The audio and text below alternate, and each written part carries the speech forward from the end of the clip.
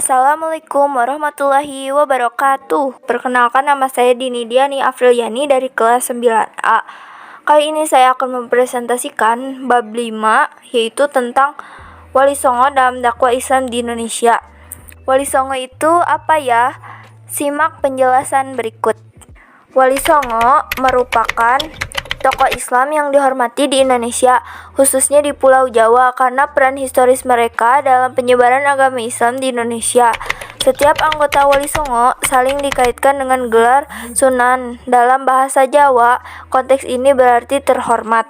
Berikut 9 tokoh Wali Songo, diantaranya 1. Sunan Ampel. Sunan Ampel bernama asli Raden Rahmat, keturunan ke-22 dari Nabi Muhammad SAW. Menurut riwayat, ia adalah putra Ibrahim Zainuddin Al-Akbar dan seorang putri Campa yang bernama Dewi Condro Wulan, putri Raja Campa terakhir dari dinasti Ming. Sunan Ampel dilahirkan di Aceh tahun 1401 Masehi. Sunan Ampel adalah pendiri pesantren Ampel Denta. Di antara murid-murid beliau adalah Raden Paku, Raden Fatah, Raden Makdum Ibrahim, Syarifuddin, serta Maulana Ishaq. Sunan Ampel termasuk perancang kerajaan Islam Demak dengan ibu kota Bintoro. Beliau wafat di Surabaya pada tahun 1481 dan dimakamkan di Ampel. Kedua, Sunan Gresik. Sunan Gresik dikenal juga dengan nama Maulana Maghribi, Syekh Maghribi, serta Syekh Jumadil Kubro. Beliau dianggap sebagai orang Islam pertama yang masuk ke Pulau Jawa, sehingga kedatangannya menandai permulaan masuknya Islam di tanah Jawa. Sunan Gresik meninggal pada 12 Rabiul Awal 882 Hijriah atau 8 April 1419 dan dimakamkan di Gapura Wetan, Gresik. Ketiga, Sunan Bonang. Sunan Bonang lahir di Surabaya pada tahun 1465 dan wafat tahun 1525 di Tuban. Beliau dikenal dengan nama Raden Maulana Makdum Ibrahim. Beliau merupakan putra dari Sunan Ampel sekaligus saudara sepupu dari putra dari Sunan Kalijaga. Sunan Bonang dianggap sebagai pencipta gending pertama. Beliau berdakwah di daerah Tuban dengan menggunakan media wayang dan gamelan sesuai dengan kegemaran orang Jawa. Beliau juga yang mendidik Raden Fatah hingga kelak menjadi raja kerajaan Demak. Keempat, Sunan Giri. Sunan Giri memiliki nama asli Raden Paku dan dikenal juga dengan Tullah. Beliau lahir di Mekah pada tahun 1448.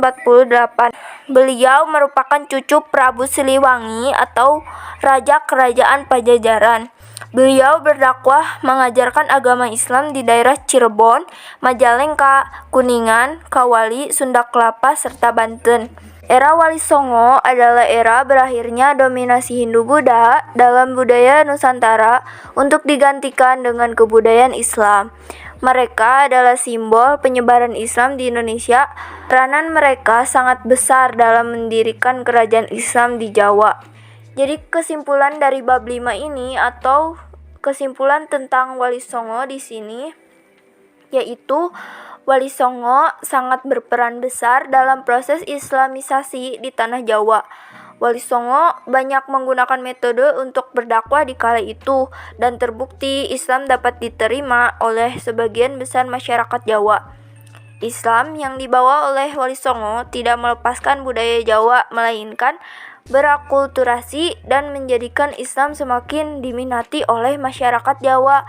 Banyak mitos tentang Wali Songo, tetapi satu hal yang pasti, Wali Songo adalah 9 wali yang mencintai dan dicintai Allah dengan usahanya membuat agama Islam diterima di sebagian besar tanah Jawa.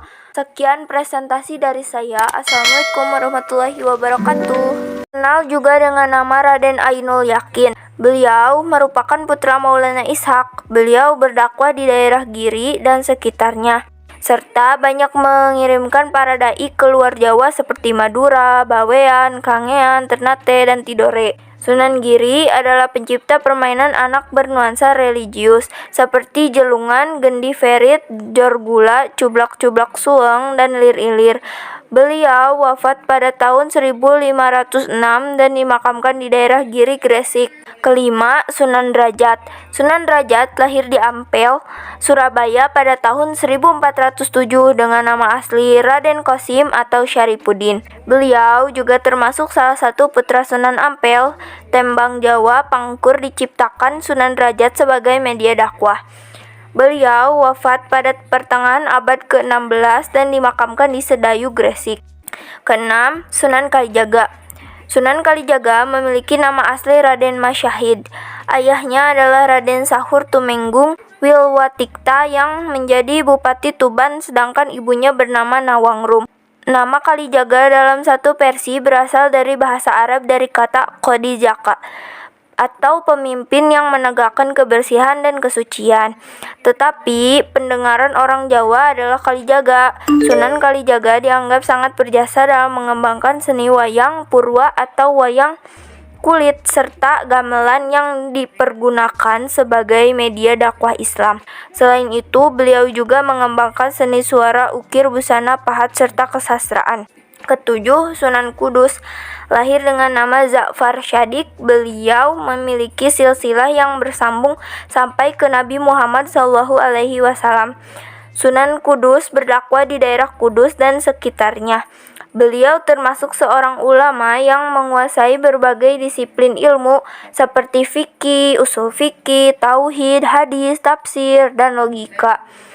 Oleh karena itu, beliau mendapat gelar Waliul Ilmi atau orang yang kuat ilmunya.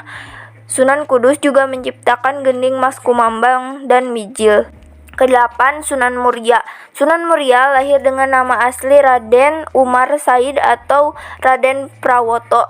Beliau adalah putra dari Sunan Kalijaga. Dalam berdakwah, Sunan Muria cenderung memilih tempat yang jauh dan terpencil dengan menyelenggarakan semacam kursus-kursus keagamaan bagi kaum pedagang, nelayan, dan rakyat biasa.